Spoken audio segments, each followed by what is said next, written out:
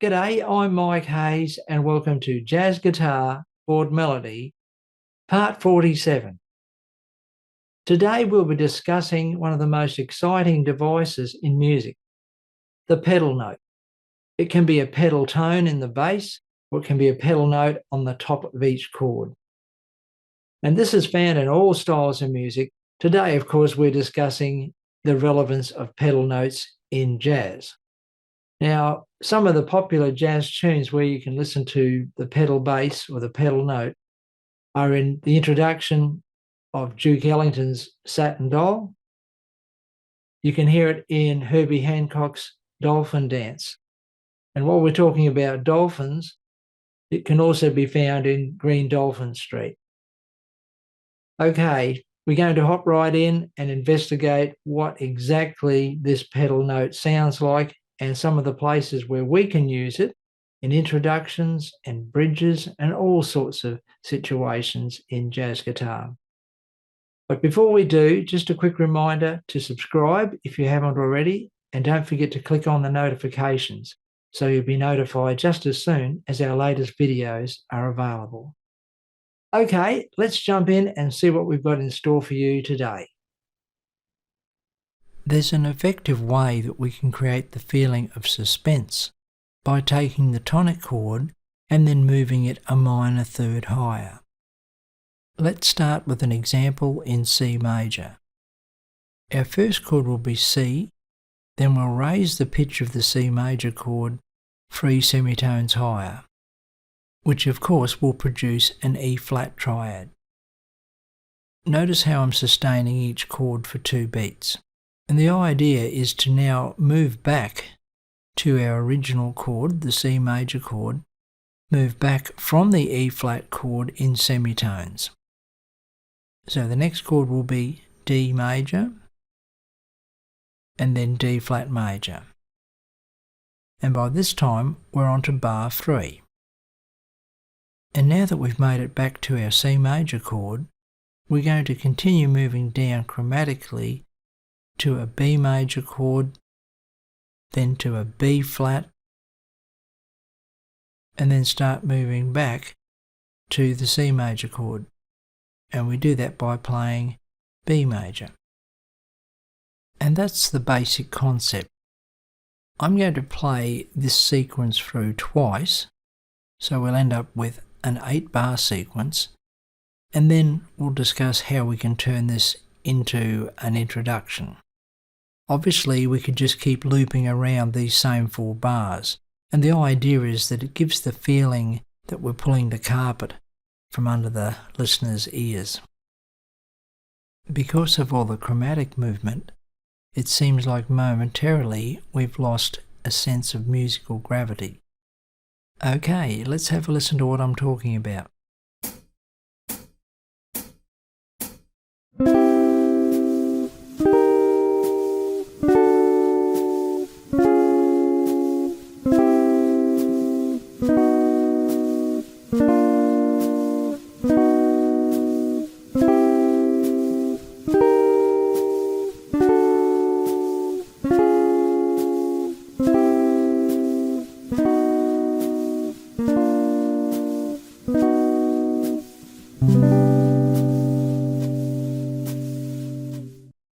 Right then, I'm sure you can hear what I mean. Let's turn that exercise into a 4-bar introduction in the key of C. So to do that, all we have to do is, instead of playing a B triad and head back to a C chord, which of course will have us looping around forever, what I'm going to do is just break the cycle by playing a G7th chord. And that will regain that sense of musical gravity, and then we can head off into whatever tune we want to play in the key of C. Let's have a listen.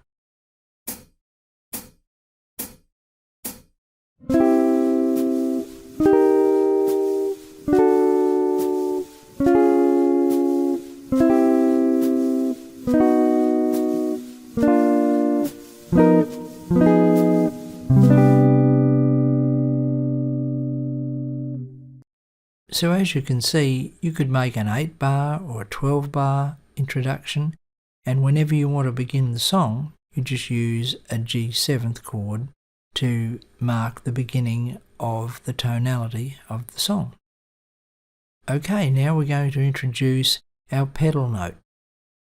And because our example is in the key of C, I'm going to use a C note. Now, if you have a close look at the diagrams, I'm holding a C note under each of the triads. When I move up to the E flat chord, I'm using 2 notes out of the E flat chord.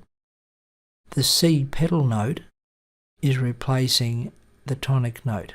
It's replacing the E flat. And this is what I'm doing with each chord in the sequence. Let's have a listen to how that sounds.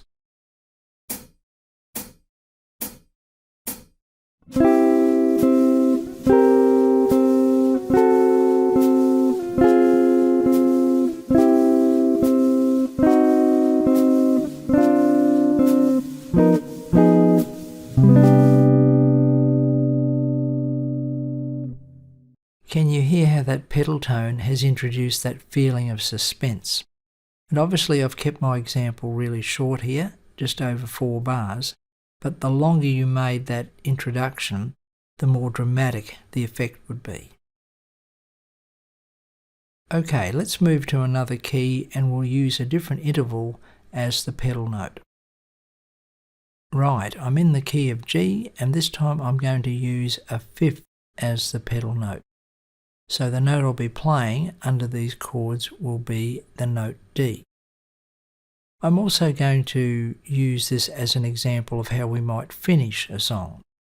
So to break that endless chromatic cycle that we spoke about, I'm going to use an A flat 13, which is simply a flat 5 substitution for a D7, and then finish with a G major 7, add 6, 9.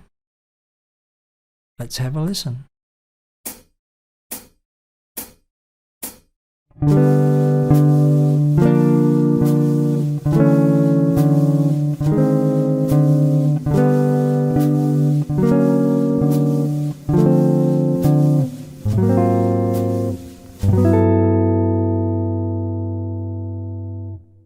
So here's another example in the key of G where I'm wanting to create an even more dramatic effect.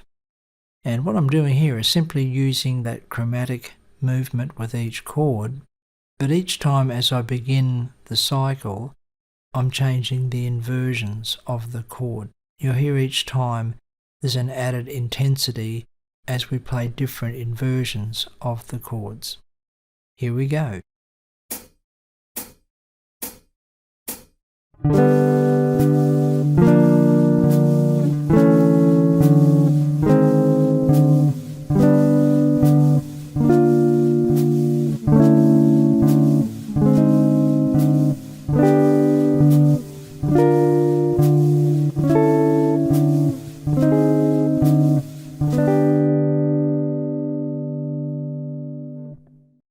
I'm sure you're starting to see the potential of this pedal note. It has wonderful applications for segues and interludes in songs. Let's have a look at another way that we could use our pedal note, this time as an ending in the key of G. Since this is an ending, I'm going to use G as my pedal note, and I'm going to position this G note as the highest note in each chord. Now what I'm going to do here is create 6 chords. So in this instance, instead of looking for a chord that's a minor 3rd higher than the tonic chord, I'm looking for a chord that's the flattened 5th of the tonic. And since we're in the key of G, the flattened 5th would be D flat. So here's my pedal note G, and I'm going to place 2 notes out of a D flat triad under this G. And what I'm going to do is simply create a series of chords where those 2 notes, the D flat and the F, in the D flat chord are going to move down a semitone each time. However, the G pedal note is going to remain the same. Now there's going to be a whole series of different chord names here, but that's the idea. I'm going to have these notes move down chromatically while the pedal note remains the same pitch. Let's have a listen to how that sounds.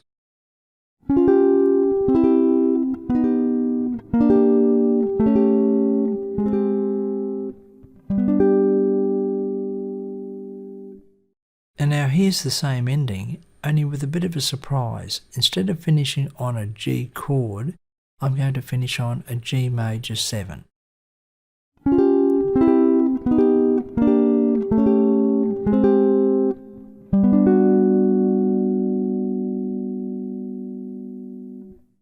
Right then, we might try one more variation of that ending.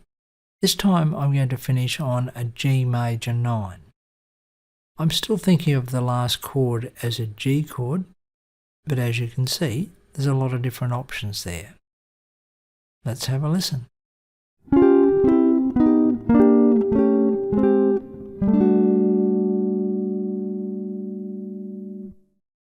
Well, there you go, folks.